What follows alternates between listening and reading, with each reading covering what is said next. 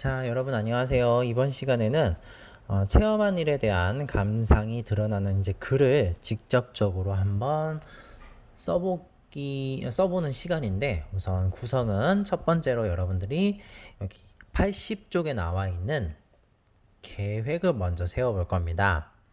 그래서 내가 어떤 내용으로 글을 쓸 것인지 잡고요. 그래서 그 체험에 대한 나의 감상들, 그리고 이것들을 바탕으로 해서 처음에는 어떤 내용, 가운데는 어떻게, 끝은 어떻게 계획을 잡고 여러분들이 최종적으로 글을 쓰는 시간까지 갖도록 할 겁니다. 결론부터 말씀드리면 글쓰기는 숙제입니다.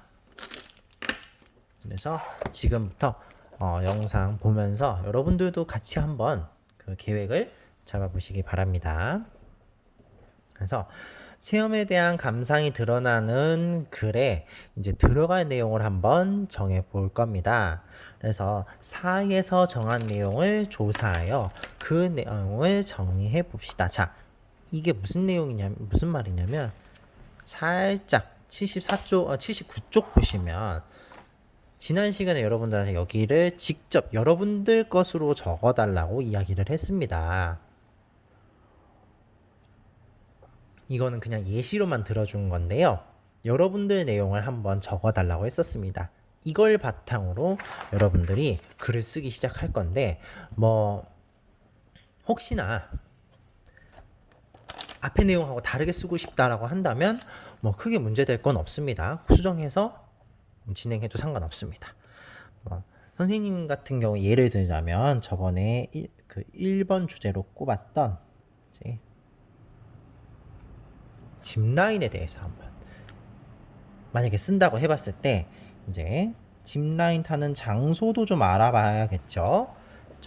혹시나 내 선생님 글을 보고 가고 싶은 친구들도 있을 수 있으니까 장소 그리고 그 입장 조건, 예를 들어서 키는 얼마부터 얼마까지, 몸무게는 얼마부터 얼마까지. 여러분들 이걸 모르고 만약에 간다고 하면 내가 타지도 못하는데 입장할 수 있는 조건이 안 되는데 가게 되면 시간 낭비잖아요. 그죠? 그리고 소요되는 시간, 이런 것들을 조사해 볼 수 있겠죠. 그리고 가장 중요한 거, 가격. 공짜는 아니잖아요. 그죠? 그래서 이런 것들을 정했다면 그것에 대한 각각의 내용들을 조사를 해서 정리를 해보면 되겠습니다. 이것도 마찬가지로 선생님 얘기고요. 이건 여러분들이 직접 정리를 또 해보시기 바랍니다. 그러니까 예를 들면 이렇다는 겁니다. 그때 조금만 더 추가를 하자면 그때 장소는 가평이었어요. 주소는 좀 더 정확하게 나와야겠죠? 입장 조건은 120cm 이하는 입장 안 됐었습니다. 키가 너무 작으면 안 됩니다. 그리고 또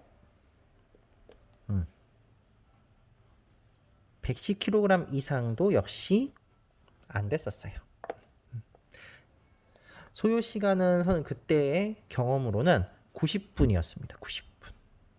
단 이것도 중간에 왜 타러 가기 전에는 탈 수 있어 자신 있게 갔다가 실제로 높이를 보니까 나 무서워서 못하겠어 라고 할 경우 있잖아요. 그런 경우는 여기에 플러스 더 붙어요. 그렇게 바로바로 타지 않으면. 그때 선생님 친구들하고 4시 갔었을 때는 아무도 뺀 사람이 없어서 그냥 스트레이트로 다 타다 보니까 굉장히 짧게 걸린 편이라고 들었습니다. 그때 선생님이 기억하는 가격이 65,000원이었던 걸로 기억해요. 근데 이제 코스가 원체 길다 보니까 좀 가격대가 있었던 걸로 기억하고 있습니다. 이런 식으로 되겠죠? 그 외에 여러 가지들 여러분들 확인해 보시면 여러분들이 직접 조사해서 확인한 내용을 정리해 보시면 되겠죠. 그래서 그때 체험 사실 이때 짚라인만 탄 거는 아니었는데 짚라인 타기 전에 이제 했던 게 이제 물놀이였어요. 물놀이 체험하고 이제 짚라인을 타게 됐는데 이제 물놀이는 굉장히 시원했어요.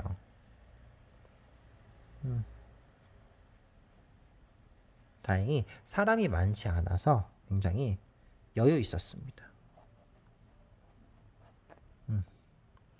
그리고 아주 재밌었어요.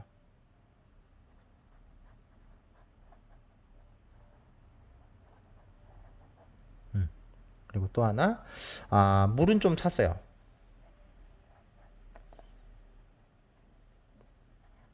그래서 그 이 부분은 좀 아쉬웠습니다. 이런 식으로. 그러니까 여기에 지금은 여러분들 계획 단계라고 보시면 돼요. 다시 한번 이 80쪽 내용은 계획 단계라고 생각하면 됩니다. 그래서 이거를 글에 쓸 것처럼 엄청 자세하게 쓰는 게 아니라 지금 여기 있는 건요 계획 단계이기 때문에 이 전체는 굉장히 간단하게 적는 거예요. 그러니까 여기를 막 지금 내가 마치 글을 쓰는 것처럼 엄청 꼼꼼하게 적겠다는 게 아닙니다. 그거는 조금 염두를 해두세요. 짚라인 선생님이 완전 강심장이면 좋았을 텐데 선생님 사실 짚라인 타기 전에는 자신이 있었어요. 근데 막상 올라가 보니 좀 떨렸어요.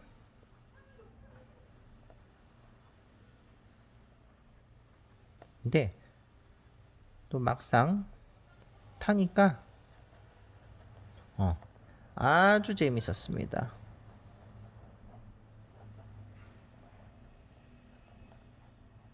진짜 마치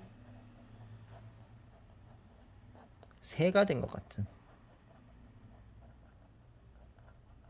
그런 느낌이었어요. 정말 약간 좀 자유로운 그런 느낌을 받았습니다. 자, 이런 식으로 간단하게 써주시는 거고요. 자, 이런 내용들을 바탕으로 처음, 가운데, 끝 이제 할 텐데 대부분 여러분들이 어디 장소로 이동하는 경우가 많을 거예요. 그래서 처음 부분에는 이런 거 써주면 좋겠죠. 왜 가게 됐는지 또는 왜 하게 되었는지 어디를 놀러 갔다면 왜 놀러 가게 됐는지 무엇을 활동을 하게 됐다면 왜 하게 됐는지 뭐 만들기 활동을 하기로 했다. 그럼 왜 그렇게 했는지 이유를 밝혀주면 조금 더 좋겠죠. 그리고 뭐 그런 시작 전에 과정들을 아주 간단하게 정리해주면 좋겠습니다. 그리고 가운데 부분에 이제 본격적으로 이것들이 들어가게 될 거예요. 그래서 가운데는 이제 이 내용들이 여기에 들어가게 됩니다. 그래서 여러분들이 간단하게 만약에 쓴다면 여러분들이 한 활동이 있을 거예요. 활동에 대한 내용이 있겠죠. 활동 1 그리고 그거에 대한 이제 감상을 간단하게 정리를 해주는 거예요. 여러분들의 내용으로. 역시 감상. 이런 식으로 여러분들이 쓰고 싶은 내용만큼 정리를 해주면 되겠습니다. 그리고 이제 다 끝나고 보통 뭐 활동이 다 만약에 활동으로 한다. 그럼 다 끝났으면은 끝난 후에 총 정리 플러스 감상. 끝났더니 이런 느낌이었어요. 그리고 또 만약에 어딜 갔었다 한다면 이제 돌아오는 길 또는 과정에 대해서 간단하게 써주고 역시 이것에 대한 감상. 뭐 이 감상은요 전체 감상도 좋고 또는 구체적이어도 좋습니다. 왜냐면 사실 그 각각의 감정은 위에 사실 다 들어가 있잖아요. 그렇죠? 그래서 사실은 끝부분은 전체적인 느낌에 대해서 표현해 주는 것도 좋은 방법입니다. 그래서 여러분들이 이런 내용들을 확인을 해서요. 이런 내용들을 가지고 계획 단계를 보고 이제 81쪽에 글을 쓰게 될 겁니다. 그래서 항상 하는 얘기지만 여기 있는 글을 다 채우라는 것은 아닙니다. 사람마다 글쓰기에 대한 부담감도 다르고요. 어쩌면 글을 잘 쓰는 친구도 있는가 하면 아직은 글 쓰는 게 조금 힘든 친구들도 있기 때문에 이걸 다 채우라는 것은 아니지만 여러분들이 최대한 내가 할 수 있는 만큼 글을 써보는 것을 추천합니다. 우리는요, 태어난 이상 글쓰기를 하지 않을 순 없어요. 오히려 여러분들이 점점 더 글쓸 기회는 많아지게 될 겁니다. 그렇기 때문에 미래에 대한 연습 단계라고 생각을 하세요. 혹시 글을 썼는데 모자란 친구들은 다른 종이라든가 공책에 써서 여기 위에 살짝 이렇게 위로 들어 올렸다 내려 볼 수 있게 테이프로 살짝 붙여주는 것을 추천합니다. 그럼 다음 시간에는 여러분들이 이제 글을 쓰고 나서 끄시면 얼마나 좋겠어요. 그런데 세계적인 작가들이나 기자분들 그리고 글을 쓰는 분들은 대부분 한번 쓴 걸 꼭 다시 읽어보고 고칩니다. 내가 추가할 내용이 있는가, 아니면 내가 쓴 것 중에 바꿔야 될 부분이 있는지, 아니면 혹시나 맞춤법이 틀렸는지. 그래서 다음 시간에는 내가 쓴 글을 한번 다시 읽어보고 고쳐보는 시간을 갖도록 하겠습니다.